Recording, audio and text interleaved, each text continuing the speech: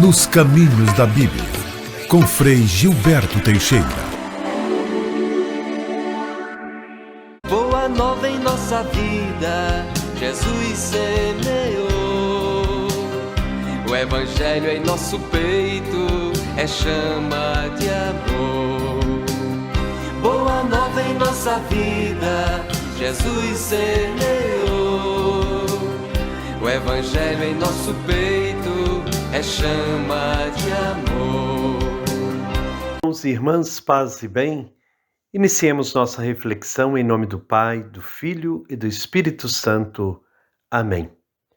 Prosseguindo nossa reflexão à luz do Evangelho segundo Mateus, hoje vamos falar da família de Jesus, os parentes de Jesus e também dos doutores de Jerusalém. Jesus está em Cafarnaum, na sua casa. Contudo, nem ele nem os discípulos conseguem comer um pedaço de pão, pois muita gente se reuniu aí, certamente para ser atendida e curada. Jesus está seguro, em casa, rodeado pela multidão.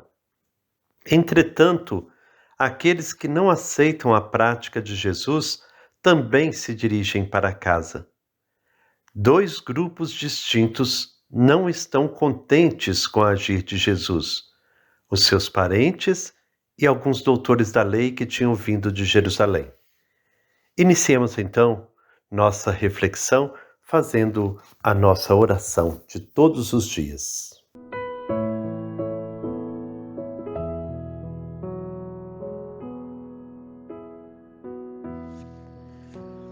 Ó Deus de bondade e compaixão, dai-nos o vosso espírito de sabedoria e entendimento, para que saibamos acolher vossa palavra anunciada no Evangelho segundo Marcos.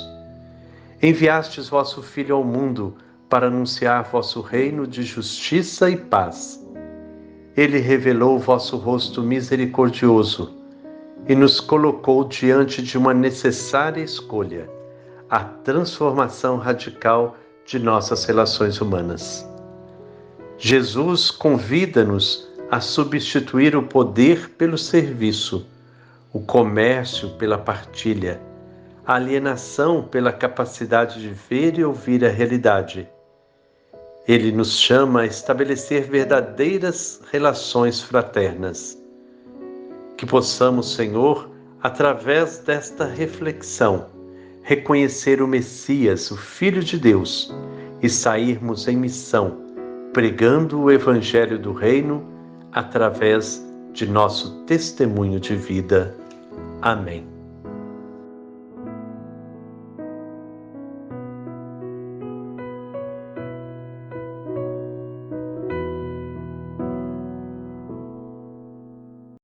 O texto bíblico que ilumina nossa reflexão de hoje está no capítulo 3 do Evangelho segundo Marcos, capítulo 3, versículos 20 a 35. Vamos ouvir com o coração bem acolhedor.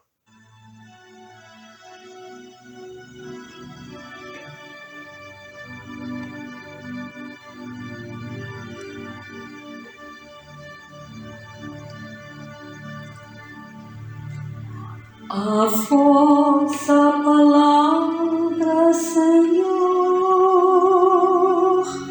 é luz, caminho e verdade.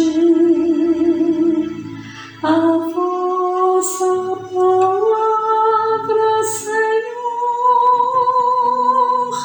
é luz, caminho e verdade, Senhor, é luz, caminho, verdade.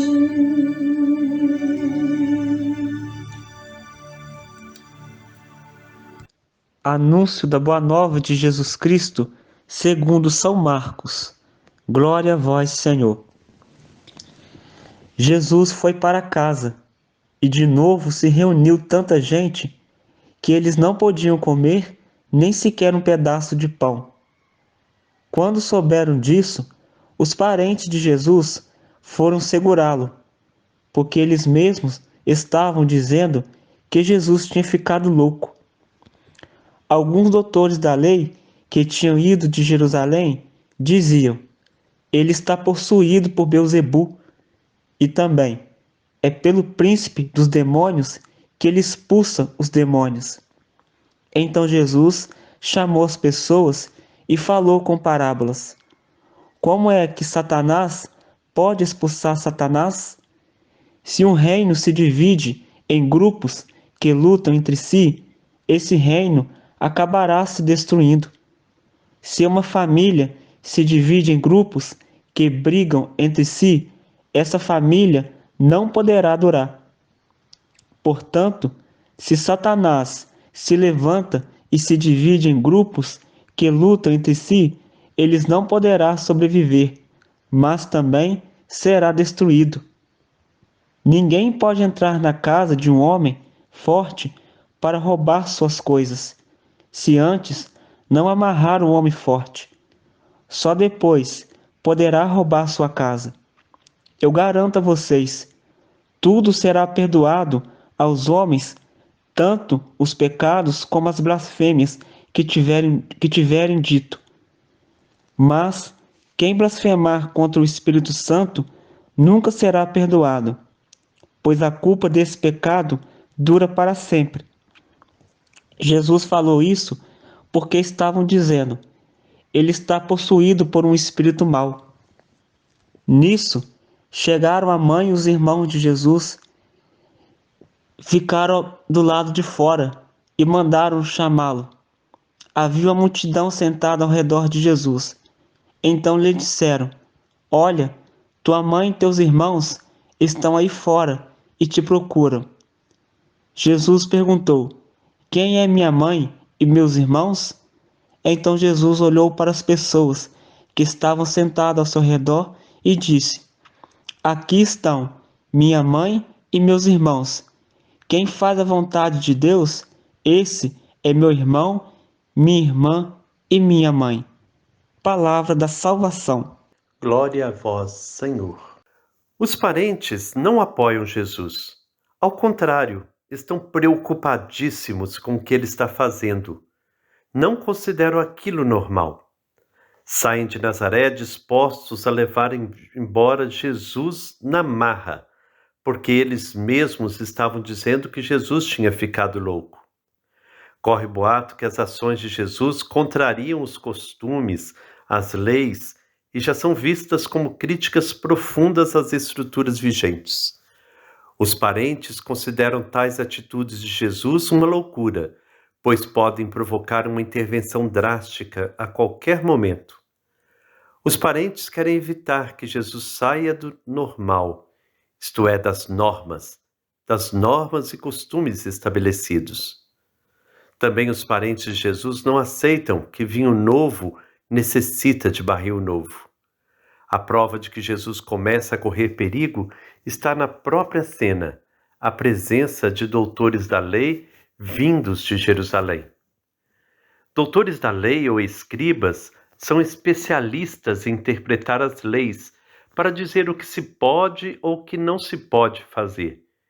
Tinham participação no Supremo Tribunal, o Sinédrio, e eram eles que no julgamento buscavam na lei os itens pelos quais alguém devia ser condenado ou inocentado. Eles chegam a Cafarnaum com o veredicto no bolso: ele está possuído por Beelzebu, e é pelo príncipe dos demônios que ele expulsa os demônios. Acusam Jesus de estar possuído pelo pior dos demônios e de agir em nome dele. Jesus se defende, chegando a uma afirmação que nos assusta: quem blasfemar contra o Espírito Santo nunca será perdoado, pois a culpa desse pecado dura para sempre. Ele fala de um pecado imperdoável. Antes, porém, faz duas comparações: o reino dividido em grupos que brigam entre si e que por isso acabam se destruindo, e o homem forte. Na primeira comparação, Jesus se defende da seguinte maneira: expulsar demônios pelo poder do demônio é absurdo, pois se assim fosse, Satanás estaria destruindo a si mesmo. A segunda comparação é uma conclusão. Se ele expulsa demônios das pessoas, significa que o príncipe dos demônios, o homem forte, está sem poder, amarrado diante da prática de Jesus. O reino de Deus está ocupando o lugar do reino de Satanás. Desalienando as pessoas, Jesus está arrancando-as da própria casa de Satanás. Desmontando o argumento dos doutores da lei, Jesus reverte a acusação. São eles que pervertem a interpretação sobre a ação de Deus ao dizerem que o bem realizado por Jesus é mal. Assim, querendo impedir que Jesus realize sua prática perigosa para o sistema que defendem, os doutores da lei negam para si mesmos a possibilidade de entrar no reino e até o próprio perdão. O argumento que eles usam para acusar Jesus se torna uma acusação grave contra eles mesmos. Podemos também falar da família de Jesus, como ouvimos no final do texto de hoje. A mãe e os irmãos de Jesus chegam, mas ficam fora da casa. São os parentes que vieram segurá-lo? Quem está dentro da casa é a multidão necessitada que não enxerga Jesus como louco ou possuído pelo demônio, mas como anunciador da notícia alegre provinda de Deus. Diante da afirmação de que a mãe e os irmãos o estão procurando, Jesus indica quem é sua mãe e quem são seus irmãos. Olhou para as pessoas que estavam sentadas ao seu redor e disse: aqui estão minha mãe e meus irmãos. Quem faz a vontade de Deus, esse é meu irmão, minha irmã e minha mãe. Enquanto a família segundo a carne está fora, a família segundo o compromisso na fé está dentro, ao redor de Jesus. A multidão marginalizada entendeu o que significa a prática de Jesus, que é alegria para eles e não sinal de loucura ou perigo. Assim, a vontade de Deus pode ser realizada através deles. Podemos notar que a prática de Jesus encontra cada vez mais resistência. Os seus parentes não o aceitam. E os juristas, teólogos, procuram juntar argumentos e dados para abortar na raiz esse movimento ilegal e perigoso. O povo necessitado e seus discípulos parecem ser a única proteção para Jesus diante da situação conflitiva. Que esta passagem de hoje nos ilumine cada vez mais, para que nós possamos estar entre aqueles que fazem parte da família de Jesus. À primeira vista, parece haver aí uma rejeição à família, à mãe e aos irmãos. Jesus aproveita aquela ocasião para mostrar aos discípulos, aqueles que o procuravam, que ele estabelecia novas relações, uma nova família se formava. E com certeza a mãe de Jesus está entre os seus familiares, porque Maria vai ser firme acompanhando Jesus em toda e qualquer parte, estando firme mesmo na cruz e após a ressurreição, junto aos discípulos. Que nós possamos fazer parte da família de Jesus pela prática do Evangelho, sabermos de fato fazer a vontade de Deus. Assim, nós seremos família de Jesus.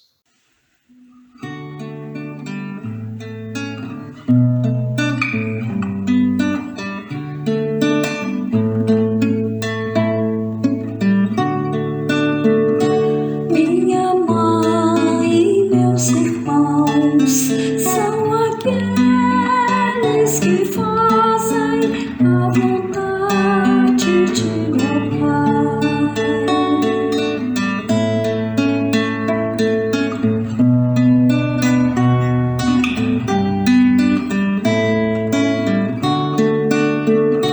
Minha mãe e meus irmãos são aqueles que fazem a vontade de meu Pai. São aqueles que fazem a vontade de meu Pai.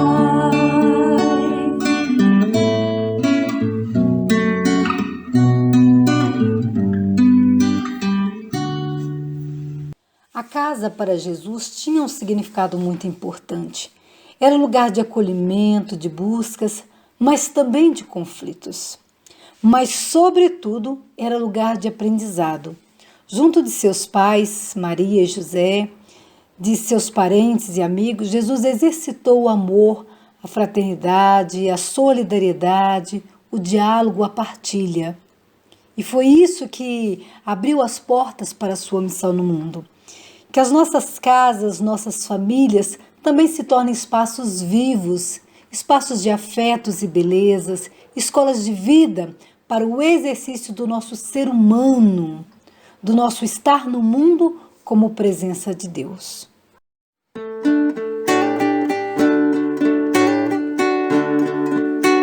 Como é bom ter a minha família, como é bom, como é bom. Vale a pena vender tudo mais para poder comprar